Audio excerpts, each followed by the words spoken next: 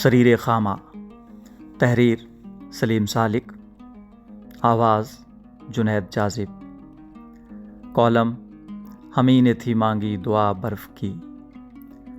بچپن میں برف باری کی شروع ہوتے ہی ہمیں گھر میں قید کر دیا جاتا تھا۔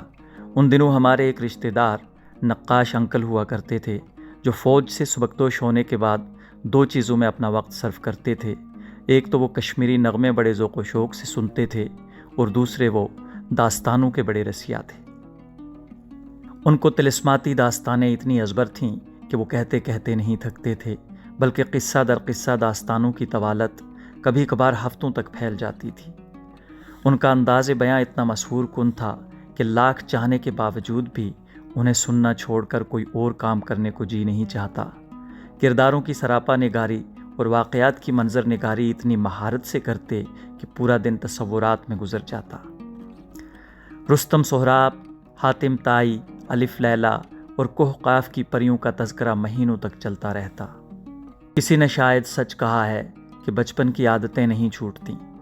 میری دلچسپی کب داستانوں سے افسانوں تک پہنچ گئی پتہ ہی نہیں چلا۔ میں اکثر و بیشتر اس تلاش میں رہتا کہ کوئی افسانوی مجموعہ پڑھنے کو ملے، اس لیے میں نے باضابطہ طور ڈسٹرکٹ لائبریری حبہ کدل سری نگر میں جانا شروع کر دیا۔ میری حیرت کی انتہا نہ رہی جب میں نے ایک ساتھ ہزاروں کتابیں دیکھیں۔ اپنی پسند کی کتاب کھنگالتے ہوئے حکیم منظور کا ایک شعری مجموعہ میرے ہاتھ لگا۔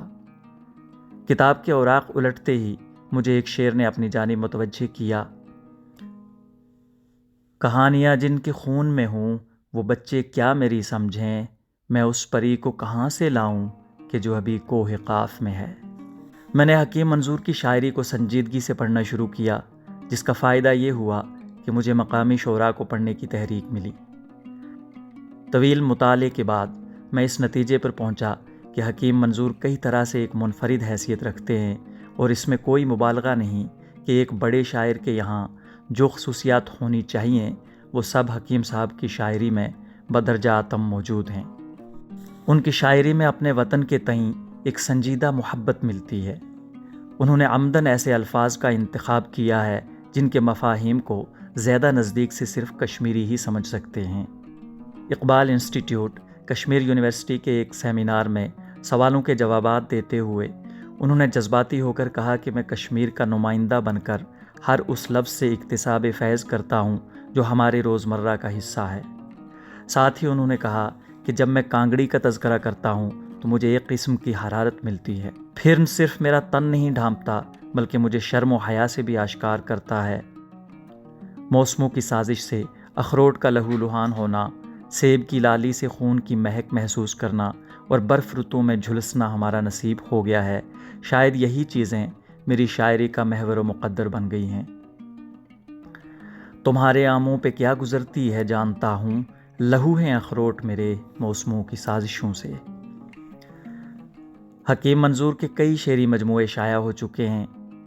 ان میں ناتمام 1977، لہو لمس چنار 1982، برف رتوں کی آگ 1990، خوشبو کا نام نیا 1991، پھول شفق آنگن کے 1993، شیر آسمان 1997، صبح شفق تلاوت 1998، برف آفتاب 2000، سخن برف زاد 2003، قلم زبان شگاف 2005، رباعیوں کا مجموعہ چہار ضرب، اور اس کے علاوہ کشمیری میں 2 شعری مجموعے اور ایک نثری کتاب اقبال ایک تذکرہ بھی شامل ہے۔ غیر مطبوعہ کلام کے بارے میں کہا نہیں جا سکتا کہ کتنا ہوگا۔ حکیم منظور کی شاعری کے بارے میں ناقدان فن نے سراہتے ہوئے صفوں کے صفحے سیاہ کیے ہیں۔ میں نے ان تاثرات سے مختصر ترین حصہ نکال کر سمندر کو ایک کوزے میں بند کرنے کی کوشش کی ہے۔ مثلا زبیر رضوی نے منفرد لہجہ ساز شاعر، مخمور سعیدی نے وہبی شاعر، مجروح رشید نے مشاہدے کا عطر، رفیق راز نے شعری وراثت کا امین، پروفیسر قدوس جاوید نے سخن ثقافت زاد، عرش صہبائی نے مضمون آفرینی کا دل دادا، ڈاکٹر مشل سلطان پوری نے تراکیب سازی کا ماہر، ظریف احمد ظریف نے اپنی ذات میں انجمن، شاہد دلنوی نے بے ساختگی کا پیش رو ڈاکٹر پریمی رومانی نے دور آشوب کا مرثیہ خاں قرار دیا ہے۔ ایک بڑے شاعر کی پہچان یہی ہے کہ اس کے کلام میں درجہ بالا خصوصیات پائی جائیں۔ اس طرح کے اکثر و بیشتر القاب حکیم منظور کو زندگی میں ہی نصیب ہو گئے تھے، جبکہ ان کی وفات کے بعد شیرازہ اردو نے حکیم منظور نمبر شائع کیا۔ حال ہی میں ڈاکٹر نکھت نظر کی کتاب 7ویں در کا شاعر حکیم منظور منظر عام پر آ گئی ہے، جو موصوفہ کا تحقیقی مقالہ ہے جس کو حکیم منظور کی زندگی میں ہی تحریر کیا گیا تھا۔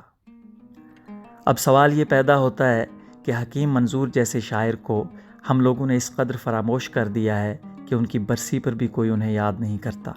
کسی نے حکیم منظور کی شاعری کے حوالے سے کوئی ٹھوس کام نہیں کیا، کسی نے ان کی کلیات بھی مرتب نہیں کی، اور ستم ظریفی یہ ہے کہ ہم ہی لوگ رونا روتے ہیں کہ ہم نے آج تک کسی بڑے شاعر کو پیدا نہیں کیا۔ اس میں شک نہیں کہ اگر حکیم منظور نے کسی اور جگہ جنم لیا ہوتا تو ان کی یاد میں کئی انجمنیں قائم ہوئی ہوتیں، کئی ایوارڈز دیے جاتے، کئی تنقیدی مقالے تحریر کیے گئے ہوتے، اور کلیات تو کب کا چھپ چکا ہوتا۔ لیکن یہ ہمارے لیے لمحہ فکریہ ہے کہ اگر یہی روش بدستور قائم رہی تو وہ دن دور نہیں جب ہمارا بھی کوئی نام لیوا نہیں ہوگا۔ حکیم منظور، جنہوں نے طویل علالت کے بعد 21 دسمبر 2006 کو نئی دہلی میں وفات پائی، وفات سے قبل انہوں نے وصیت فرمائی تھی کہ انہیں کشمیر میں ہی دفن کیا جائے۔ جب ان کے جسد خاکی کو ان کے آبائی مقبرہ واقع بہاؤالدین صاحب میں دفن کیا گیا تو اس وقت کشمیر میں برف باری ہو رہی تھی۔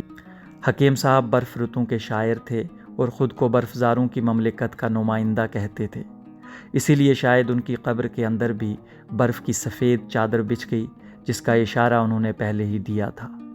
چھپا کے خود کو کہیں رکھ نہ پائے گی خوشبو، چھپا کے خود کو کہیں رکھ نہ پائے گی خوشبو، کہ برف جب بھی گرے مجھ تک آئے گی خوشبو۔ اگر آپ کو یہ ویڈیو پسند آیا ہو تو برائے کرم لائک، شیئر اور سبسکرائب کرنا نہ بھولیں۔ بہت بہت شکریہ۔